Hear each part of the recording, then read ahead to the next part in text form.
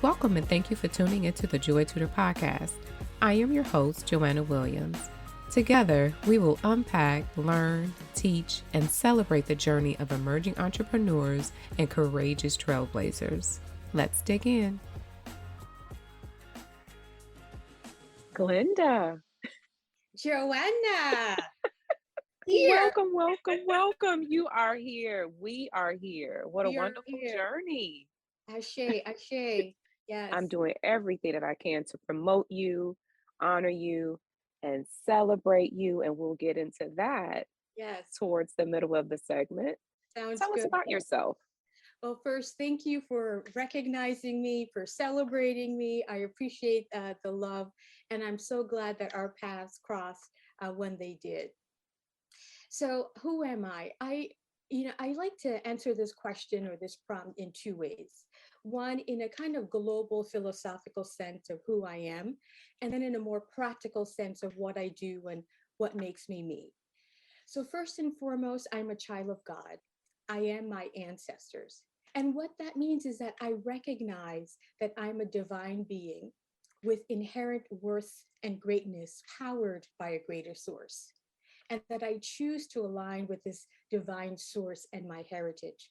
They are two immeasurable sources of my personal power, who I am. In terms of what I do and what makes me who I am, I'm a professional life coach, as you know. I'm an educator. I'm the founder and CEO of Audacious Inner Works Institute. I'm a learner. I love being in the creative zone. I love travel. I love literature. I love good eats. Taking long, hot bubble baths infused with lavender oil. I'm a mother of a millennial daughter. I've been married to my college love, Doherty, for 30 years. And he's just been an incredible life partner, an incredible source of my own growth and development. He's helped me to be a more quality human being. And I live in the People's Republic of Bedford-Stuyvesant, Brooklyn. Hello, here I am. When you spoke about your husband, how he is your life partner and just how he pours life into you, that is so important along the way and on the journey. How has he enabled you to stand up Audacious Inner Works Institute? So we met in college, and even in college, I was audacious. I love it. I don't know that I would have used that word at the time to describe me, but I was always moving from a source of strength and power. And so we met in college at a time we attended the City University of New York. And so we attended college in the early 90s at a time where tuition increases were always on the rise. There were constant threats to Pell Grants. And so there was incredible student activism in CUNY at that time. It was also the time of Afrocentricity, where there was this big move to celebrate, Blackness and our connection to Africa. And so in the context of that activism is how we met. And so we were both moving in a space and time to uplift Black people, Black communities, to be a force for change in the world, to be connected and aligned with the struggles of all people for justice and equality. So when he met me from a place of this strength and being in motion to bring about change. And what drew him to me, because he initially didn't seek me out. I was the one who pursued him. We were friends. And so I guess in his mind, he didn't think that I was starting to develop any kind of feelings for him. But what I liked about him was the way he moved. He's one of these people that sits back, studies everything, and can give you a read in seconds. Quiet, very still, but there's so much integrity and depth there. And I just loved the way he moved. Didn't say a lot, but when he did, it was like E.F. Hutton is speaking. Get quiet, because there are going to be gems here. And I was just drawn to that kind of personality because my personality is out there. I'm big, I'm loud, I'm outspoken. But there was so much power in his stillness. And I love the way that he was respectful of everybody and how he respected Black women. And he wasn't intimidated by my strength at all. And in fact, he encouraged me to be out front. So it just made sense for me being who I was and who I continue to be aligned with somebody who is okay with who I am. So he's supported me over the years just by his own way of being. And he allowed me to see myself and places where I needed to grow. I felt that that was important to dig a little deeper on because as we are Black women on this entrepreneurial journey, oftentimes there's not a lot of support where you see a Black woman with a strong Black man standing behind her. I just had to recognize that. I just had to tap into that a little bit to just kind of feel and see what the dynamics of that was like, especially with the Jada Smith, Will Smith slap controversy, and just how Black men are viewed. I wanted to ensure that I pulled in and highlighted your wonderful, supportive, loving husband. Thank you. I appreciate that. And let me say something else if I can on this. My husband is Haitian. He lost his mother when he was 10 years old. And they tell stories about how he was his mother's tail. Wherever the mother was, there he was. And I think that in losing his mother, he went inside because he Mm. learned early on that people you love can leave you.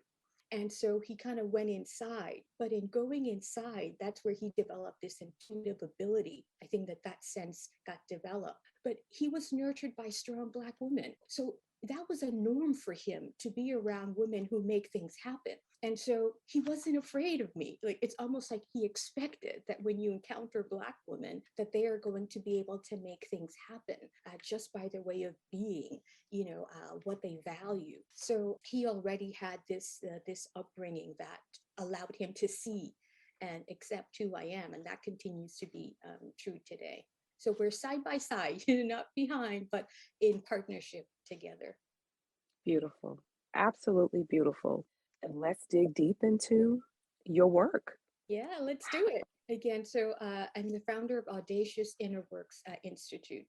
We are a personal development service organization focused on women's wellness and power. And so primarily the people that we support are women. And women who are drawn to us for the most part are women who are in my Generation X. These are women usually between the ages of 45 and 54, a little older sometimes, who have spent their life caring for other people, husbands, older family members, children, being engaged in social causes, devoting themselves entirely to work when they recognize, I need to invest in me. And they're asking questions like, who am I? So they're seeking self-knowledge. They're seeking to build their confidence. They're seeking to figure out what's my power? What can I do? And so they come to us. And what we do is reconnect people to these women and clients, to themselves, to their power, to their confidence, so that they can live the life that they really want. There's this quote by the author Pressfield that says, most of us have two lives, the life we live and the unlived life within us.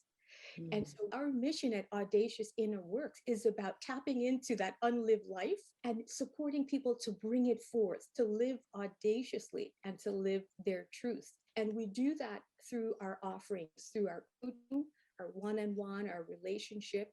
We're now developing our group coaching so that we can scale up. We do it through our content, our workshops, our offerings. And so that in a nutshell is what we do. It's about facilitating people's self-agency, empowering people to truly live the life they want to live. I like to say that a big part of our work is excavating, because when the women come to us, you hear a lot, I'm stuck, I don't know who I am. And I say, of course you do. And they look at me like, okay. In this process of excavating and going through their life experiences, they start to realize, oh yeah, it's been there all along, but it's been buried under layers of conditioning and negative messaging, internalized limiting beliefs. And so we've got to work through all of that to sort of unearth what's truly there, their essence, their strengths. So we reconnecting them to their strengths and their ways of being. If you've been caring for people all your life, you've got abilities and skills, So if you've been living on a limited budget and caring for your family, you've got some financial know-how. And so it's those experiences that we tap into. Like, what enabled you to do that? That's a strength. Name it, own it, claim it. Everything that you just spoke to is how we connected, which is also the reason why I am honoring you with the Impact Award at the JoyTutor Celebrations of Courage event coming up June 4th. When you and I met, I did not realize that I was leaning in and heading into a season of my own personal healing. I am very gifted, very talented, intuitive, creative, strong, but the narrative throughout my childhood and young adult life was very negative. And so the self-talk made me doubt myself. The self-talk made me question my self-worth. And you said to me when you booked me for a JoyTutor session, you said, JoAnna, you are doing yourself a disservice by charging what you're charging. And again, that was me needing to heal my relationship with self and understanding and honoring my own self-worth. So you tapped into that and made a huge impact on me as well as other ladies around you. And that's why it is very important for me to sing it from the top of my lung, to honor you and put you in the forefront of other women who can use your light, who can use your shine, who can find their breakthrough in your words. And I'm getting emotional. It's needed. It's so needed. I'm not doing this podcast for streams or views. I'm doing this podcast and honoring women like you for breakthroughs, for celebrations. It's not only are we breaking generational curses, we are building generational blessings and abundance and wealth and joy and freedom. That's what it's about. It's about transmuting the pain for joy and blessing and getting beauty for our ashes, gold for the ashes. So thank you for blessing me and just shining your natural light. That being said, my next question is, which is a perfect segue, is that we've all had to overcome personal barriers and challenges at some point in our life, hence myself included. How have the challenges that you've conquered shaped who you are today in your work? I love this question, JoAnna. It's a great question. And it's an important question because learning occurs at the point of challenge. Yeah. So when I'm challenged by something, my first response is, my thinking is, what do I need to learn here? What is this challenge here to teach me? Where do I need to evolve, either in my way of thinking or in my way of being? And so in the beginning, I talked about being connected to this powerful divine source. And so in places where I'm really challenged, this is where I go within, right? And so I'm surrendering to that source and I'm inquiring of it. Help me understand what I need to know about this challenge, how I need to be to overcome this challenge. And each time I overcome a challenge or I'm grappling with a challenge, I sharpen my sense of self and my self-agency. And so I take that sense of self and that power into everything that I do, whether it's teaching young minds, whether it's talking with you. So it's that sense of self that allows me to have the impact that I have, because it's so very clear. Yes, I love that. How can someone break through barriers of fear and self-doubt? During your sessions and one-on-ones and just casual conversations, when you come across someone who you see so much potential and you see the caregiver who is no longer a caregiver but Yeah. you are afraid of the unknown. You're afraid of personal challenges. You're struggling with self-doubt. Mhm. How can someone break through that? Mhm.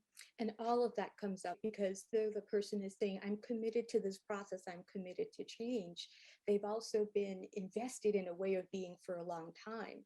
And so the fear comes up because the fear is the fear of the unknown, right? Mm. It's that anxiety that's connected to the unknown. It's some kind of perceived threat.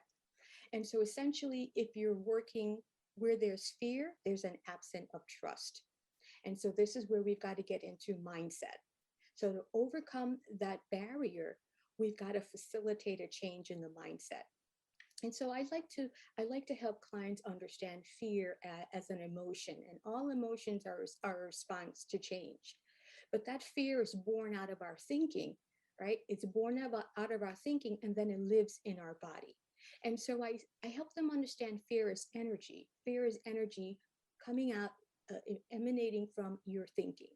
And so if you don't want the experience of fear that's keeping you paralyzed and you now understand its energy, what might you do with that information to support you for what you really want? So, in what ways might you use that energy to achieve your goals, right? So, it's this idea that when we are in fear, our muscles are contracted, we're experiencing chronic stress. So the same energy that can be invested in that fear that's contracting muscles is the same Mhm. energy that we could be investing towards what we want. So it's all about what we're tapping into, Mhm. as the saying goes, the dog you feed is the dog that grows. So what are Mm. you feeding, right? So it doesn't mean that the fear necessarily disappears, but the fact is that you can still feel the fear and do it anyway, be in pursuit of your dreams. And once you're moving in that direction, because your energy and your focus is so much on what you're doing, that fear begins to dissipate, right? You're Mm. transmuting that fear. So the way you overcome it is to be in radical pursuit of what you want. Yes, yes. Which calls for self-awareness, Absolutely. correct? Why is self-awareness so important? Especially when it involves personal development, and how can it shape your professional development? Yeah, such another great question, JoAnna. There's this powerful quote by James Baldwin that's in high rotation on social media, and you might have seen it.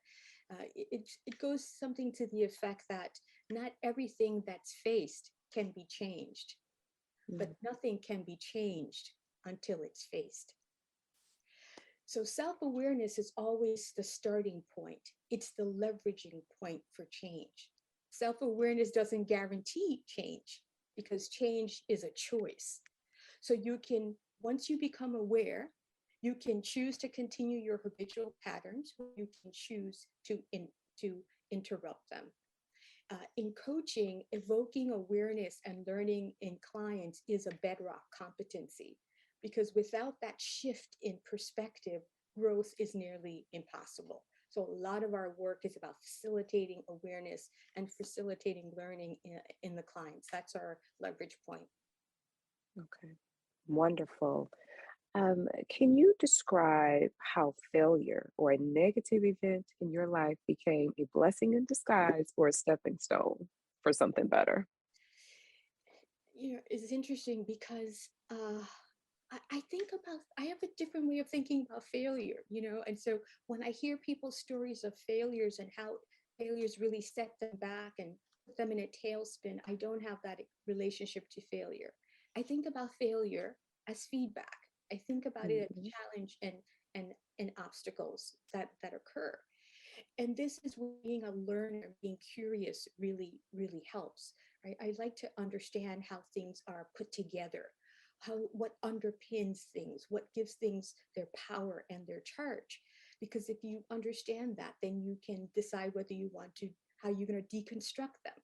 You can decide whether you want to affirm them, demystify them, disregard them. And so it's, for me, it's about being clear about my broader vision for my life, which is about empowerment, being in service of other people's development, having an impact. And so I don't get too hung up on particular situations. It's about what's happening here. What can I learn?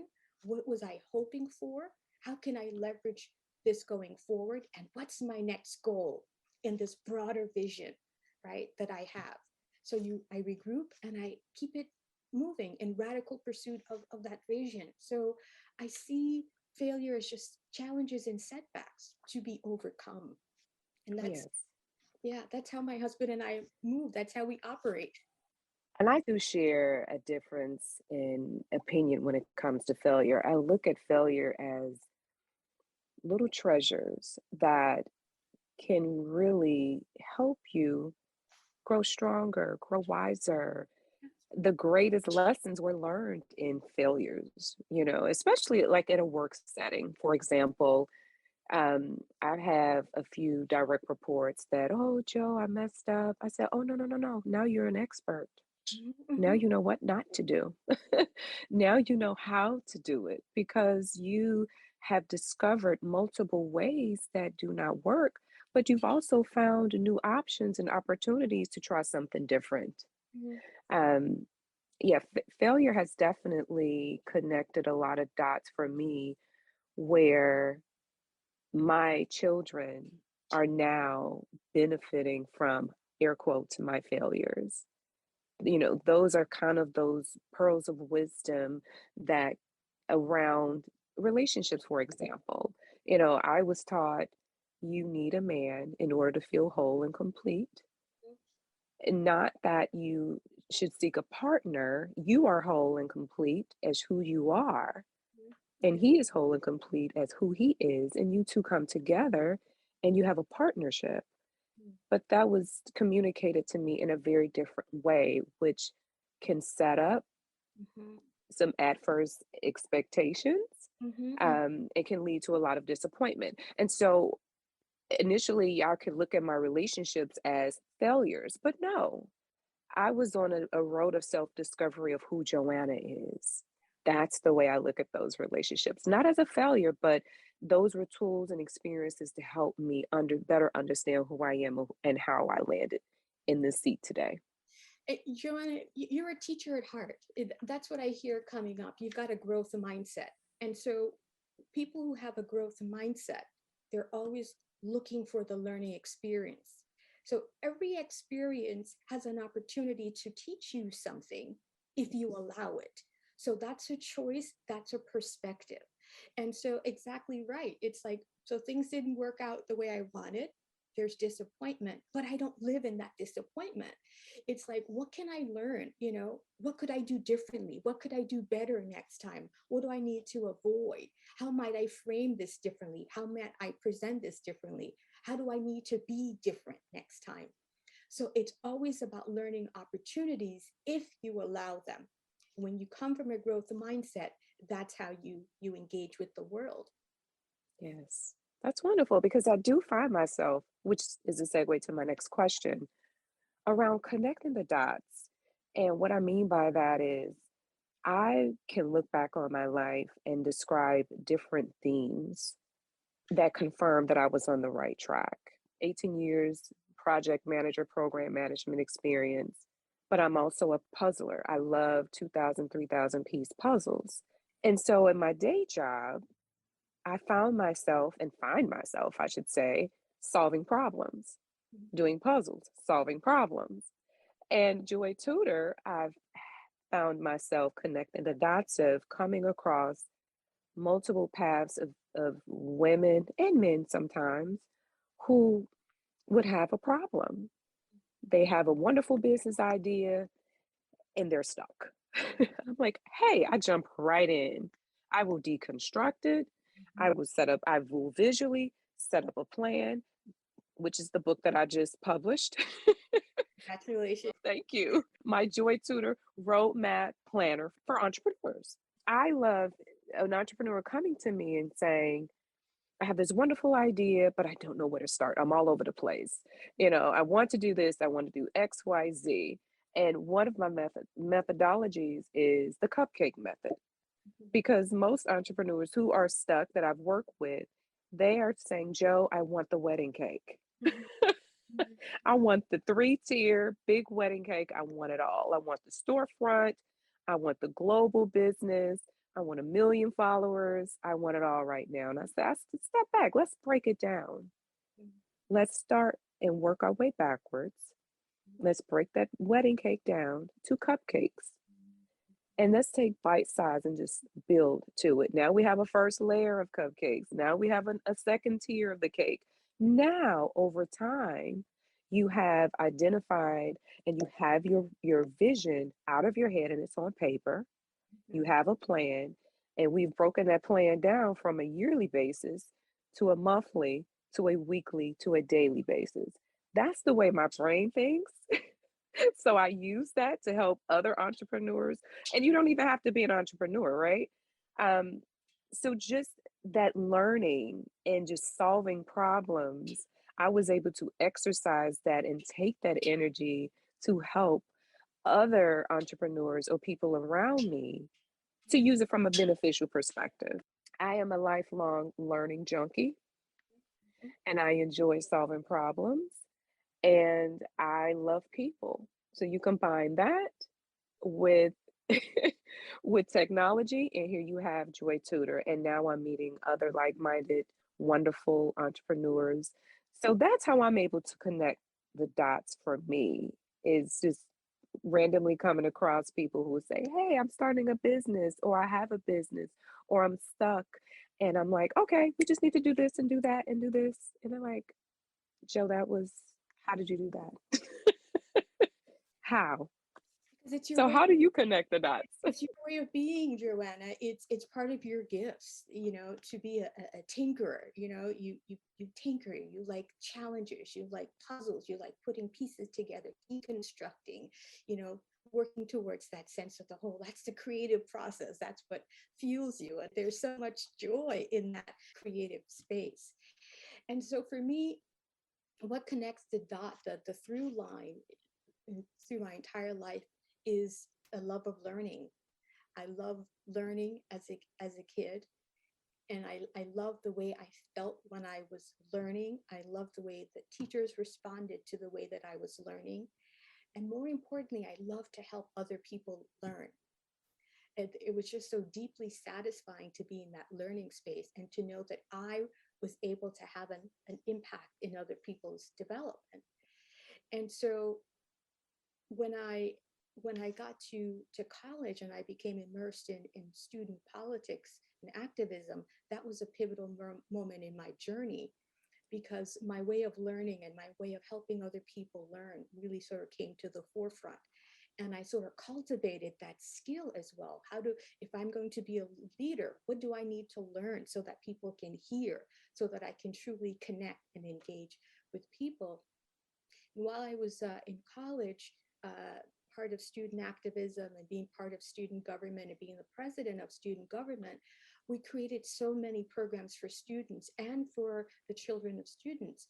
And one of the programs we created was a Saturday tutorial program, and we called it YES, Youth Empowerment School. And in working in that tutorial program, we worked with New York City public school students. And these students were bright and talented, but their skill sets were poor. And I knew in that moment that teaching and empowerment was what I wanted to do.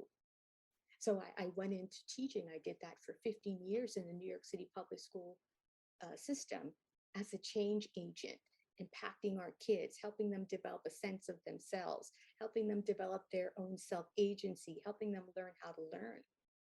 But after 15 years of being in the system, I realized I can't continue to work in the system.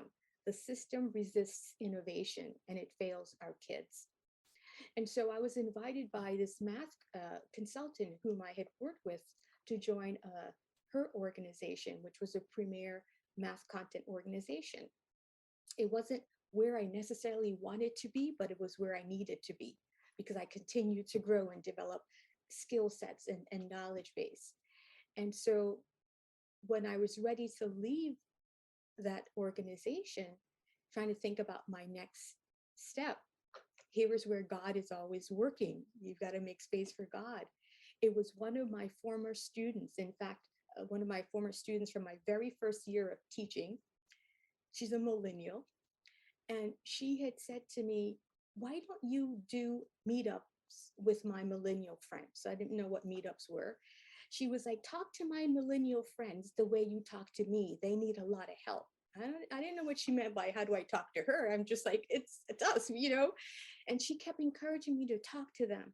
And I resisted her for 2 years because I thought, what am I doing meetup with millennial women? Why would they come? Why would they listen to me? I didn't know what to say to millennial women. And finally, after 2 years, I surrendered. And we organized this meetup, which we call a SIP, in my brownstone here in Brooklyn. And the number of participants we were expected doubled. We packed them into my home. And I knew from that night that I was home, that this was exactly the work that I was supposed to be doing. So the vision is always about teaching, learning, development, empowerment, but the mission has changed, right? So I did it within the context of the educational system, and now I'm doing it through Audacious Inner Works Institute. So the thread has always been about learning, development, empowerment. So that has been the through line in my life. Survival is another thing that I had to connect the dots on, because I've realized being a teen mom at 17 with twins, that's where it really kicked in for me to figure out. First of all, I decided I was not dropping out of high school. Mm-hmm. No, we will graduate. Mm-hmm. Twins or not, money or not, babysitter or not, we figured it out and we did just that. We graduated. Now I need to go to college, because maintaining a safe and loving household and lifestyle for my children, to me, education was a no-brainer. The how? Yes, yes, yes. Okay, God. Okay. I trust the universe. I trust God. You will provide a way. Absolutely. And God provided a way. Absolutely. And I did not realize at the time that I was able to self-empower and self-encourage. Mm-hmm. And I had an unwavering focus and determination and strength that, while there were so many days where I did not have babysitters, bus broke down, didn't have money, it was very hard. But no matter what, my thought process was, I'm going uphill and I'm dragging everything up with me and letting things go along the way. And now here I am, fast forward in the space of, I have my own company, JoyTutor, and the premise has stayed the same. It is, no matter what, we do not give up. Mm-hmm. No matter what, we stay strong. We believe in ourselves. Now, my self-esteem might have been low, but my ability to do certain things and perform was constant. And that's also why I love doing what I do. Just to have a young lady to come in and say, hey, I just see 17-year-old JoAnna. I have this business and I'm stuck. It's in a million pieces. I have no clue where to start. And I'm like, all right, I light up. And Mm-hmm. so the prize at the end and the cherry on top with extra whipped cream and sprinkles is when she says, I got this. Mm-hmm. The path is clear. I am no longer blocked. I am moving forward. That gives me so much joy. Hence, JoyTutor. Yeah. I absolutely love it. So to segue into the next question, social media has swung the door wide open for us to market our businesses and make new connections, which is how you and I met. Um, have you made any influential connections? And if yes, with who? Well, the first influential connection is with you, in terms of how we met. And if I can tell that story, you are right. I mean, it just allows for connections that might have taken a very long time to come about. So there's just immediate access. And I remember being on Instagram, and I think someone had referenced JoyTutor, and I went over to the JoyTutor page, and I was like, oh my God, I love what this page is. Like, let me learn more about JoyTutor is. And I clicked on the link to your website. And it was just like divine timing, because this was back in 2019 at the time when I was getting ready to develop my website. And so I was seeking out a web designer. And I thought, oh my God, this is what I want for my website. The energy, the synergy there on the page, the visual coherence, the messaging. And so I thought, let me send a direct message. I think you were the first person I ever direct message. And I was like, I don't remember what I said, but essentially I visited your website and I was wondering who designed your website. And you said I did. And I was like, what? Can you do my website? Like that. So it was like, oh, this is how you do it. You see something that stimulates interest, and you can simply reach out. I do have to get better at leveraging those kinds of connections. I do have to spend more time on social media. My mindset around that is like, oh my God, it's so much time and it takes so much energy. And it does, but I need to start thinking about it as a tool for my business. So it's definitely an area where I need to get better at making connections, developing relationships, and then leveraging those connections, because that's the key. It's got to develop those relationships. So there again is the time. Yeah. So my next question is, what is your favorite productivity tool, app, or book? I have a few. I tend to be generally old school. I still like to do. I need to write. I love good pens, and I just love tinkering and brainstorming and mapping in my journal. So that's gonna be with me forever, I think. I also still do write out my to-do lists. And check them off. I love seeing my own personal handwriting, checking off items. But in terms of some of the technology that I'm using, digital calendar is a must. That is just bedrock. A prioritization matrix, which is a tool I recently discovered. I absolutely love it. It helps you think about the relationship between value and effort. I also use the Acuity scheduling platform, which is bedrock and essential for my business. What else? I take advantage of the sticky notes on my phone and my desktop, especially when ideas come up. As they pop up, I'd like to capture them as I'm hearing them, capture the language. So that tool I find very helpful. I also take advantage of the audio recorder because I love taking long baths. My husband says the bathroom is my second home because I live in the bathroom and I'm submerged in water. Water is a spiritual conduit. And so when you're in water, the thoughts flow, the spirit is moving. And so usually thoughts just sort of come to the surface. And I grab my phone, my recorder, and I just start talking out loud what's coming up for me. So the audio recorder is important. But for the most part, I'm still paper to pen, mapping out my to-do list, my plans. Yeah. Those are all great tools. I'll definitely have to look into the prioritization Matrix. Yes, I have to look into that. It's a quadrant, and it really allows you, and what you're doing is you're evaluating the value of tasks and projects along with the effort. So the effort could be things like the cost and the benefit and the time that it takes. And so this is where you get concepts like high value, low effort, a low hanging fruit, right? Or you get high value, high effort. It's a project, but it's worth it, but it's going to take time.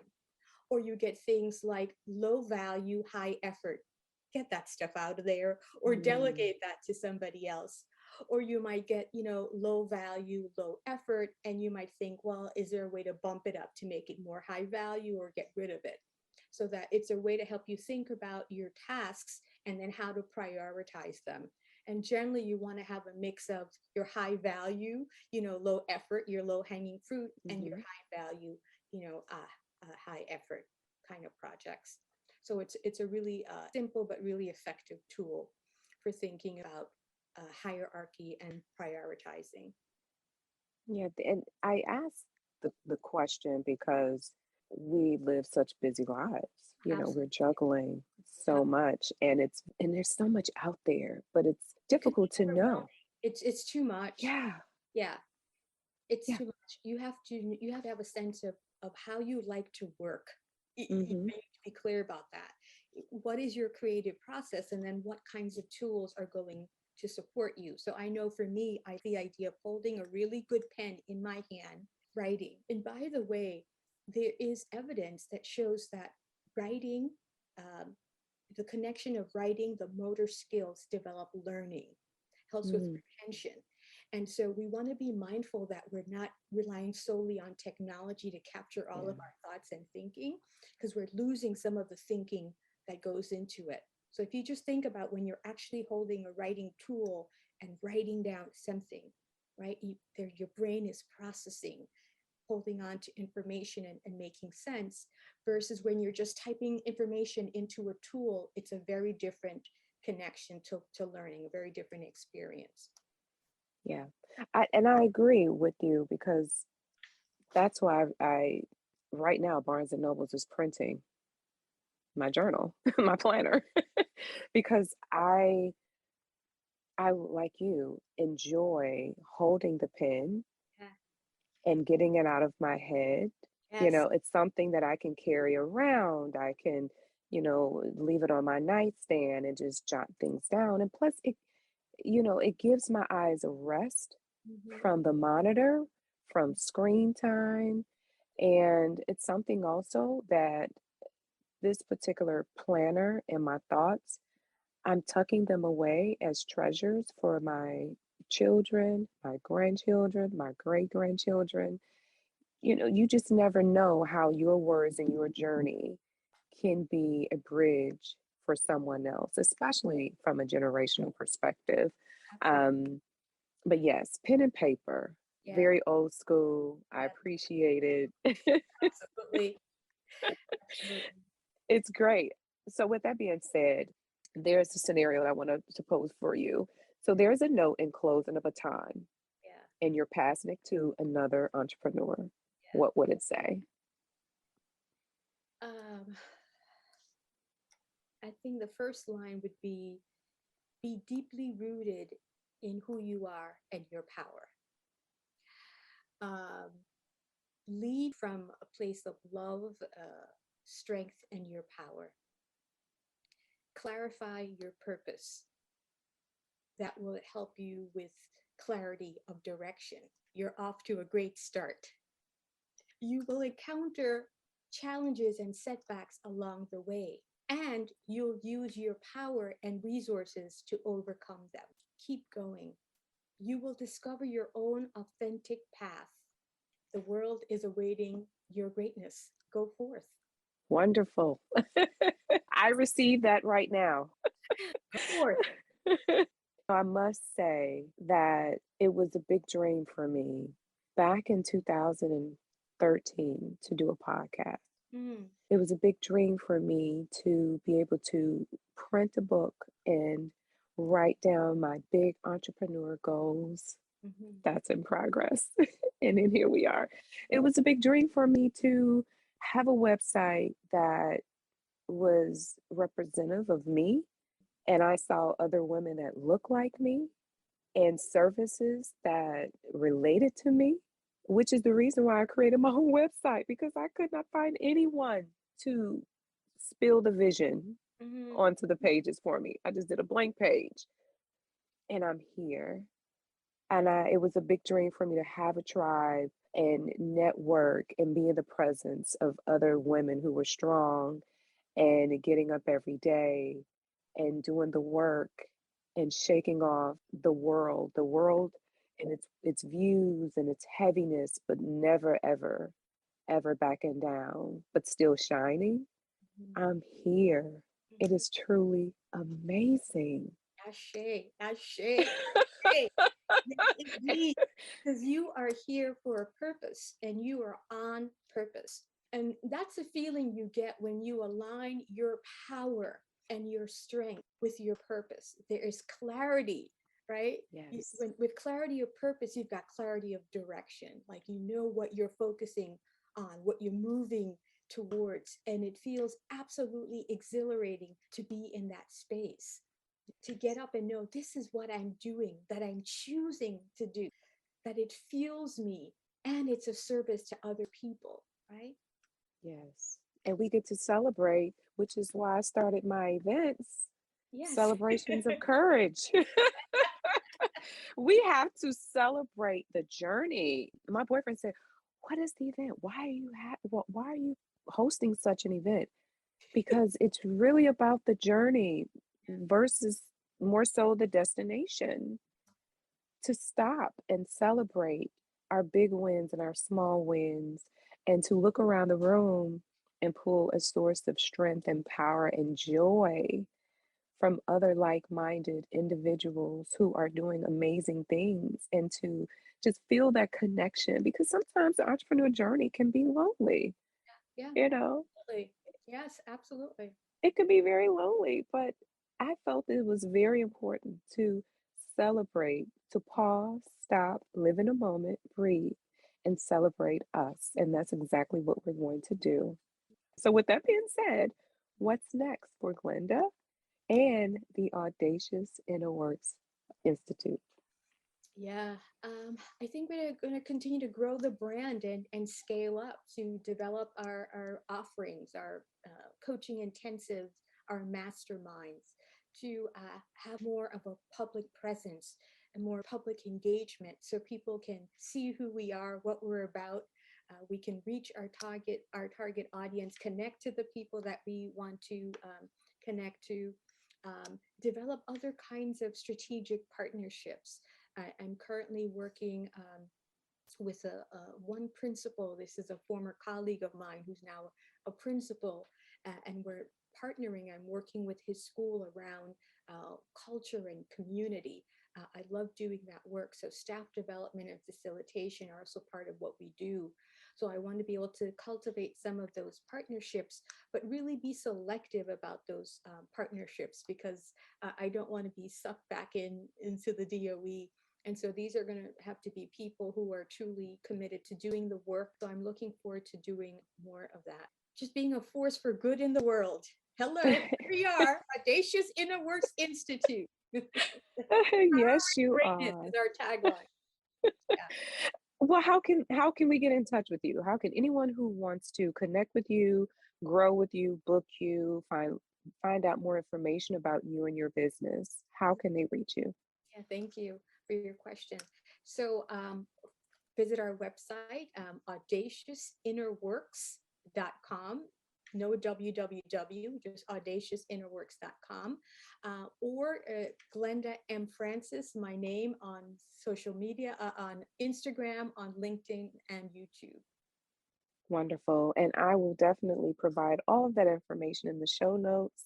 Great. Um, I look forward to celebrating with you, Ms. Glenda, who is the recipient and honoree of the JoyTutor Summer 2022 Impact Award. Thank Cling, you. cling, cling, cling, cling, cling, cling.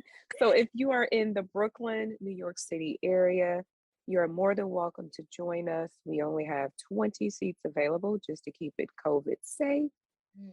small and intimate. JoyTutor.com, Celebrations of Courage. We are going to cheers to you and some other very wonderful ladies. Thank you, thank you, thank you for your time today.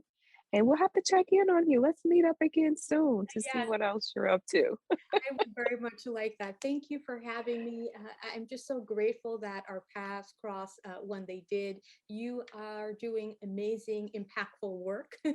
You are worthy of your own award. And I thank you for the work that you're doing, for supporting entrepreneurs in their journey, and for celebrating the journey of entrepreneurs. I think it's in celebrating the journey and helping others see what's possible that's so important and transformative. So thank you for what you're doing, and thanks for having me. You're most welcome.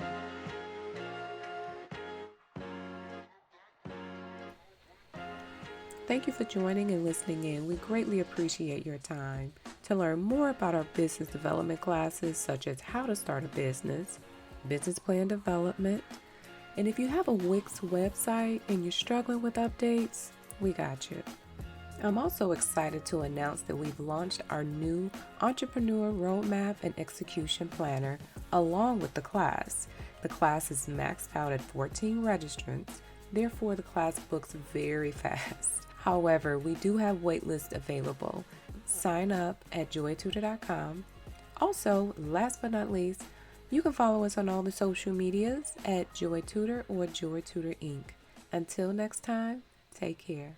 I like to tell people to drink the good beer and fight the good fight. You know, don't be afraid to stick up for what you believe in, to stick up for other people, um, to be the change maker. You know, if you see something, like for me, I saw something in the beer community that I felt needed my little voice. It felt like I needed to do something. Like, don't be afraid to do anything. And even if it seems like too much work, it's worth it. You know,